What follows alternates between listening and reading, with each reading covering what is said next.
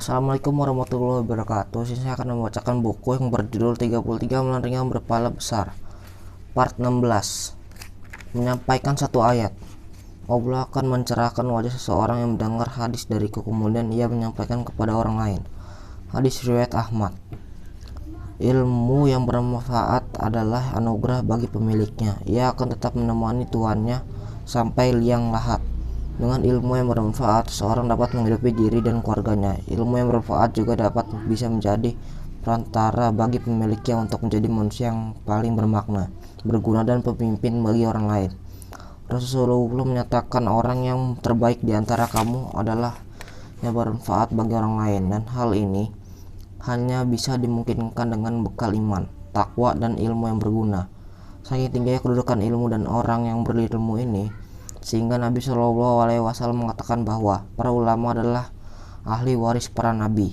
Meskipun begitu, setiap orang dapat saja beramal dengan ilmu yang dimiliki meskipun hanya sedikit. Artinya, Islam sangat menganjurkan kita untuk berbagi ilmu pengetahuan kepada sesama kaum muslimin. Untuk itu, maka Islam menegaskan bahwa jika seseorang mengajarkan suatu ilmu kepada orang lain dan orang tersebut mengamalkan apa yang diajarkannya, maka ia akan mendapatkan pahala seperti pahala yang diamalkannya. Imam Al-Ghazali dalam kitabnya Ihya Ulumuddin mengutip hadis Nabi Muhammad SAW yang disampaikan kepada sahabat Muaz saat Nabi mengutusnya ke Yaman bahwa seandainya Allah memberi petunjuk kepada seseorang karena perantara kamu, maka itu lebih baik bagimu daripada dunia seisinya.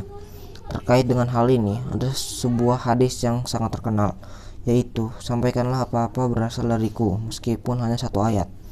Hadis riwayat Bukhari dan Muslim. Terhadap bunyi dan maksud hadis ini, para ulama menjelaskan bahwa yang dimaksud adalah hendaklah kita menyampaikan suatu ilmu, meskipun itu hanya satu ayat dari Al-Quran atau satu buah hadis Nabi, namun sertai satu catatan bahwa kita telah benar-benar memahami kandungan ayat atau hadis dengan dasar ilmu yang benar. Artinya, hendaklah dalam menyampaikan suatu ilmu, kita sudah benar-benar memahami ilmu tersebut dengan penguasaan yang baik ini, sehingga kita terbebas dari segala keracunan dan kekeliruan terhadapnya.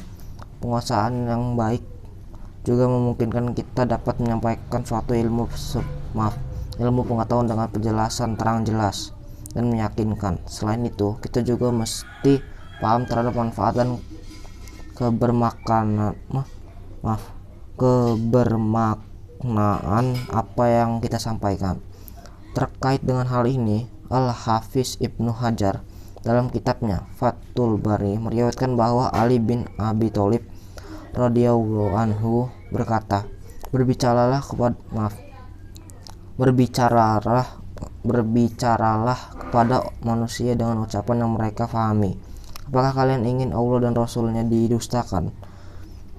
Karenanya, meskipun kita dianjurkan untuk menyampaikan satu ayat atau hadis, di dalam penyampaian harus menggunakan kata yang baik dan mudah dimengerti. Sebab dalam kaitan ini, Nabi Muhammad SAW juga mewanti-wanti kita agar jangan sampai apa yang kita sampaikan justru menimbulkan perselisihan atau fitnah. Disebutkan oleh sahabat Abdullah bin Mas'ud radhiyallahu anhu bahwa Nabi pernah berkata, "Jika engkau menyampaikan suatu ilmu kepada suatu kaum dengan sebuah pembicaraan yang tidak bisa disampaikan oleh akal mereka, melainkan pasti akan menimbulkan fitnah, kesalahpahaman pada sebagian mereka." Hadis riwayat Muslim. Di era digital seperti saat ini, arus informasi begitu deras.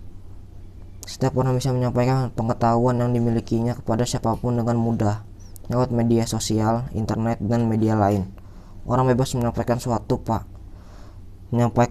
paham, ilmu, dan pengetahuan dengan cepat dan leluasa. Namun demikian, satu hal yang perlu kita ingat adalah agar yang kita sampaikan hendaklah merupakan suatu kebenaran dan dapat memberi makna dan manfaat kepada orang lain. Dengan begitu, kita akan memberikan pahala kebaikan, apalagi jika apa yang kita sampaikan dapat menjadi perantara atau wasilah bagi orang lain untuk mendapatkan pencerahan dan melakukan perubahan ke arah yang lebih buruk. perubahan ke arah yang lebih baik. Ini sesuai dengan Nabi pesankan kepada kita bahwa pahala akan terus mengalir kepada orang yang menyampaikan ilmu kepada orang lain lalu diamalkan meskipun ia telah wafat. Hadis riwayat Tirmizi. Cukup sekian yang saya bacakan. Kalau ada kesalahan dalam membaca mohon maafkan. Saya akhiri, wassalamualaikum warahmatullahi wabarakatuh.